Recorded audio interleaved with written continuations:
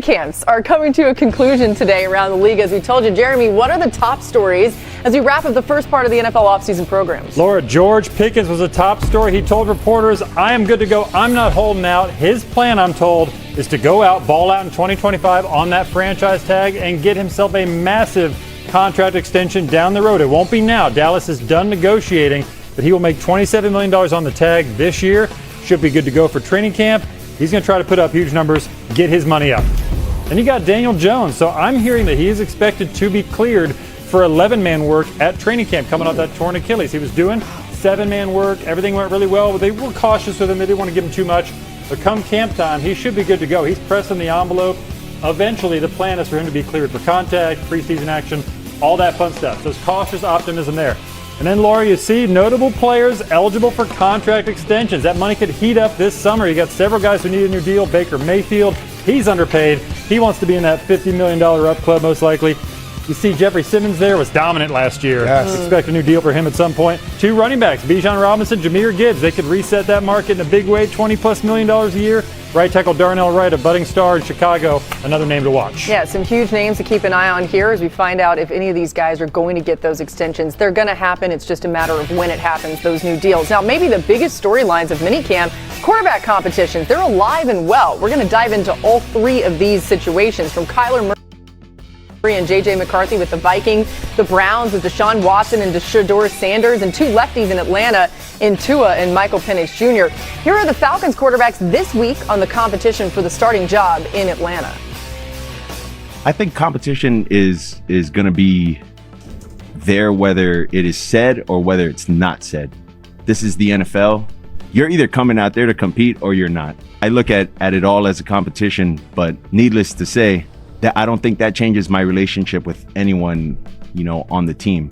Whether I'm the guy, whether I'm not the guy, I'm here to help in whatever way that is. We know we're in competition, but at the same time, we on the same team. We got the same goals, and that's to see this team win football games and help do that in our way. So, man, we've been good together, and it's always gonna be like that. So. Jeremy, what can you tell us about the Falcons' plan at QB? Yeah, Laura, this competition really hasn't begun yet because Michael Penix has been limited to 7-man work. He's been throwing for a few weeks. Tua Tagovailoa has been taking a lot of those reps. And so in earnest, that will begin in camp, where Penix is hopeful that he can be cleared for contact and do more. Now, one thing that helps Tua, I was told that Kevin Stefanski's offense, the most important thing he values is accuracy. When I asked a team source, what has Tua done this spring? I was told he's been really accurate. So that does help his cause. But Penix, they have not given up on him either. This could be a situation where he can ease his way back in.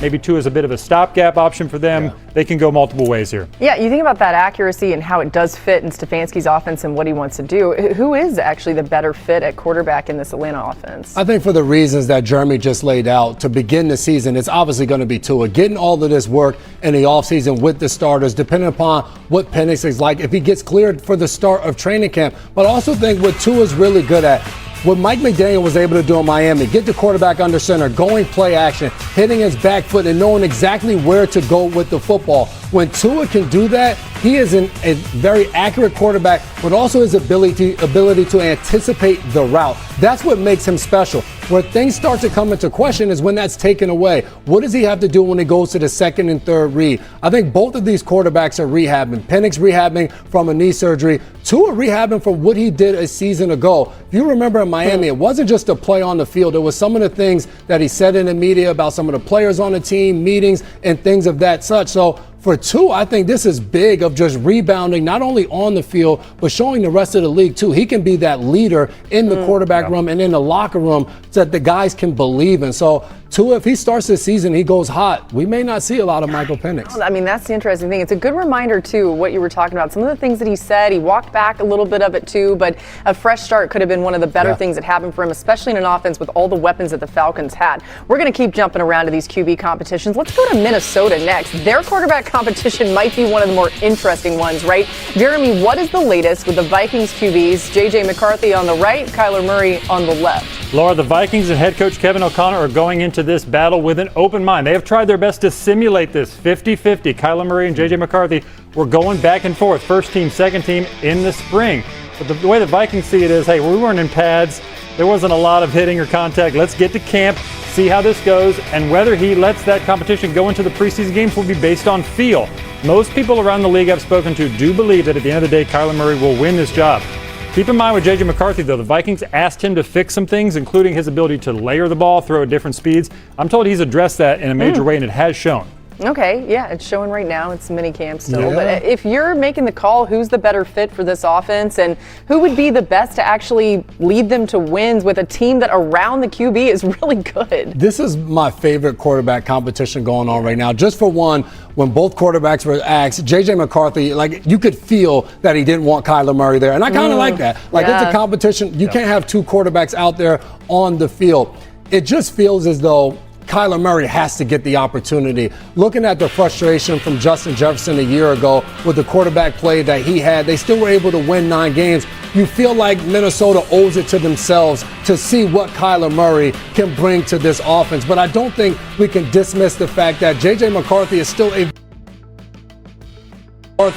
very young quarterback, and it's a new GM and Nolan Teasley. He didn't bring in either one of these quarterbacks. He wasn't there when they drafted J.J. McCarthy, and he wasn't appointed when they brought in Kyler Murray. So I think it's important to understand that both of these guys are going to get a fair shake. Who comes out on top? I think Kyler Murray, the veteran, gets a fresh start, and he's able to take lead. You think about what Kyler Murray brings to the table is just a dynamic playmaker. Only 3 players since 2019 have 20,000 pass yards and 3,000 rush yards. It's Lamar, Josh Allen, and Kyler Murray. That's the company that he's in. Now, one more QB battle going on out in Cleveland. Jeremy, what should we know about the Browns quarterback competition between Shedeur Sanders and Deshaun Watson? Laura, this is a true heated battle, and this one's only going to heat up in training camp. As was told to me, Deshaun Watson went into the spring as the clear favorite, and that Shedeur Sanders has bridged the gap at least somewhat. I still believe Deshaun Watson's in a good position. I'm told he was moving like a major athlete again, coming off those Achilles tears.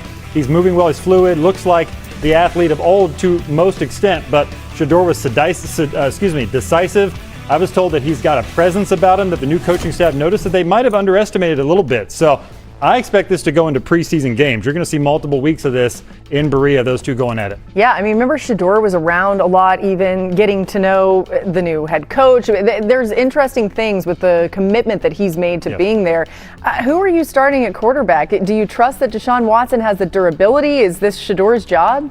It feels like Deshaun Watson, but it's hard to believe. Back when he was with the Houston Texans 2020, that Deshaun Watson was a top 5 quarterback in the NFL. But what we've seen since then, since he's gotten to Cleveland, hasn't been anything close to that. So you got to believe that Shedeur is at least going to make a run at this thing to potentially be their starting quarterback, especially when you look at where the organization is. Having a young guy to put out there to see what he can do would be big. But for Todd Monken in year 1, with the amount of draft picks that Cleveland has next year, potentially to go get a franchise quarterback, Monken has to prove that with either one of these guys, he can go out there and win football games. I think Watson to begin the season is going to be the guy that gives him the best chance to go out there and win. Yeah, but Deshaun Watson has not played an NFL game in over 600 days. It was week 7 of 2024. The Browns are also one of these teams that people wonder if Brendan Sorsby ends up in the supplemental draft. Could they potentially be targeting him? We'll keep an eye on that. All right, Justin Herbert and the Chargers. No quarterback competition there, right? It's all Herbert.